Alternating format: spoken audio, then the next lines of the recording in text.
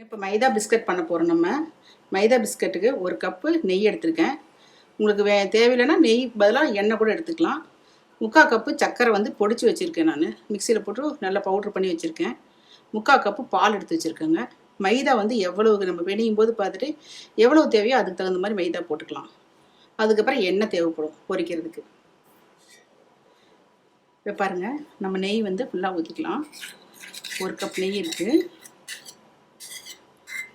இதுக்கு பதிலாக நீங்கள் பாதி எண்ணெய் பாதி நெய் கூட போட்டுக்கலாம். இல்லை ஃபுல்லாக எண்ணெயிலே செய்யணும்னாலும் செஞ்சு பாருங்கள். போட்டுட்டோம். இப்போ சர்க்கரையும் இதில் போட்டுடலாங்க. இப்போ பாலும் வந்து நம்ம அப்படியே ஊற்றிடலாங்க இதில். இப்போ நல்லா விஸ்க் வச்சு நல்லா அடிச்சுக்கோங்க. பாருங்கள், இந்த மாதிரி வெண்ணெய் மாதிரி எல்லாம் கலந்துட்டு இந்த மாதிரி வரணும். இந்த மாதிரி கலந்துட்டு நம்ம விஸ்க் எடுத்துட்டு மாவு போட்டு பிணையலாங்க. மாவு எவ்வளவு தேவையோ அதுக்கு தகுந்த மாதிரி போட்டுக்கோங்க. சப்பாத்தி மாவு பதத்துக்கு வரணும் நமக்கு. பிணைச்சி பாட்டு அதுக்கு தகுந்த மாதிரி நம்ம போட்டுக்கலாங்க. பாருங்கள், இந்த அளவுக்கு நம்ம ஃபுல்லாக மாவு எவ்வளோ பிடிக்குமோ அந்த அளவுக்கு நம்ம பிணைஞ்சு எடுத்துக்கலாங்க. பாருங்கள், நல்லா சாஃப்டாகவும் இருக்கணும். இந்த அளவுக்கு பிணைஞ்சு எடுத்துக்கோங்க. பாருங்கள், சப்பாத்தி உருட்டுக்கட்டை எடுத்து வச்சுட்டு நம்ம இப்போ இந்த மாவை வந்து நல்லா இதோட பிணைஞ்சு எடுத்துக்கோங்க.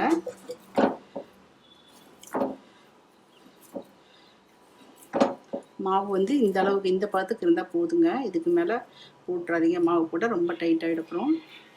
இப்போ வந்து நம்ம ஒரு பால் எடுத்து மாதிரி பண்ணிக்கலாங்க. ஒரு உருண்டை பண்ணிக்கலாம். அதில் பாதி எடுத்துக்கிறேன்.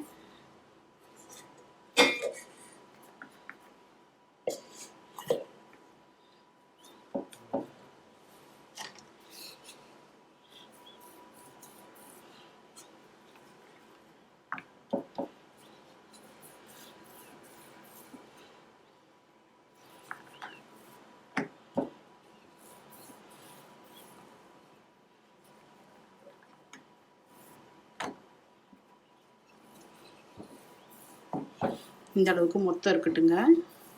நம்ம இது வந்து இப்போ பீஸ் பண்ணிடலாம்.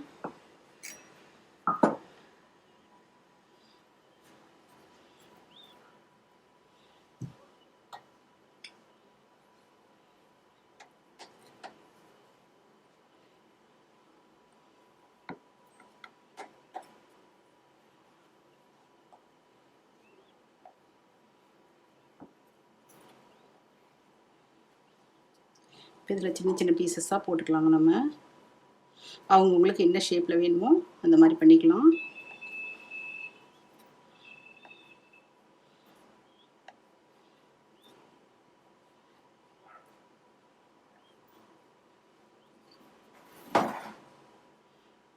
நான் ஸ்கொயராக சின்ன சின்ன சைஸ்லாம் போடுறேங்க.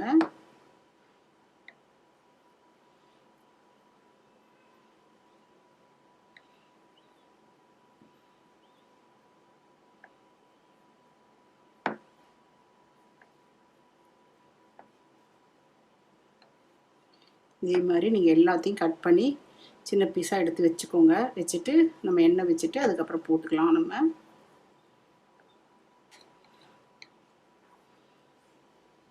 பாருங்கள், இந்த மாதிரி நம்ம சின்ன சின்ன பீஸாக எடுத்துக்கலாம். நம்ம எடுத்து வச்சுட்டு அதுக்கப்புறம் ஆயிலில் ஃப்ரை பண்ணி எடுத்துடலாங்க. இப்போ எல்லாத்தையும் அதே மாதிரி பண்ணிவிட்டு அதுக்கப்புறம் உங்களுக்கு நான் வீடியோவில் காமிக்கிறேன். பாருங்கள், இந்த மாதிரி கட் பண்ணி ஃபுல்லாக எடுத்து வச்சுக்கலாங்க. எடுத்து வச்சுட்டு நம்ம எண்ணெய் வச்சுருக்கோங்க பொரிக்கிறதுக்கு. எப்படின்னு காமிக்கிறவங்களுக்கு. பாருங்கள், இந்த மொத்தமாவது இருக்கணும் பிஸ்கட் போடும்போது. நமக்கு இந்த மொத்தம் போட்டிங்கன்னா தான் ஒரே மாதிரி வரும், நல்லாயிருக்கும். ரொம்ப சின்னதாகவும் போடக்கூடாதுங்க. இந்த சைஸ் ஒன்று போடுறேன். எண்ணெய் காஞ்சிச்சான்னு பார்க்கலாம். இன்னும் கொஞ்சம் காயணுங்க எண்ணெய்.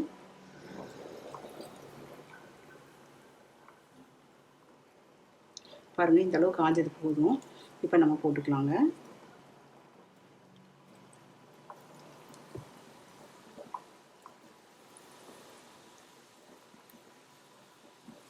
கொஞ்சம் எண்ணெய் ஃபில் பண்ணிடுங்க. இது 10 நாள் வச்சுருந்தாலும் கெடாதுங்க. நம்ம பண்டிகை காலத்துக்கு செஞ்சுக்கலாம். இது அது எப்போ வேணுமோ குழந்தைகளுக்கு செஞ்சு கொடுக்கலாம். ஸ்கூலுக்கெல்லாம் கொடுத்துருக்கு நல்லா இருக்குங்க.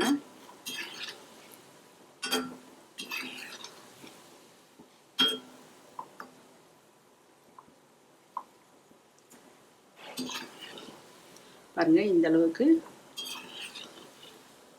கொஞ்சம் நல்லா கோல்டன் கலரில் வரணுங்க. வந்தோடனே எடுத்துடலாம் நம்ம.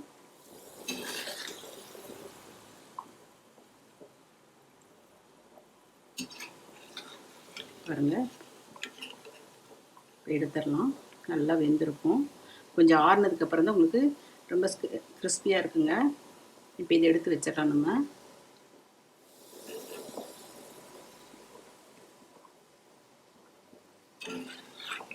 மைதா பிஸ்கட் ரெடி ஆயிடுச்சுங்க. பாருங்கள், ரெடியாக இருக்குது.